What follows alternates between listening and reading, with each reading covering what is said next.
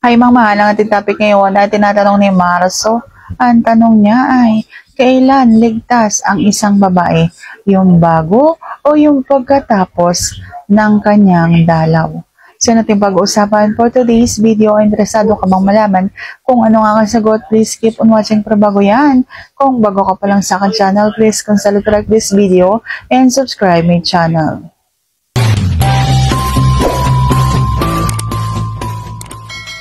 Ang sagot ko dito ay pwedeng bago at pwede rin naman na pagkatapos ng kanyang dalaw ay ligtas pa rin naman siya. Nakasalalay ito sa iyong asawa. Iba-iba po kasi ang mga babae.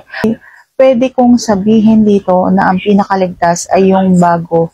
Yung bago siya magkakaroon ng kanyang buwanang dalaw.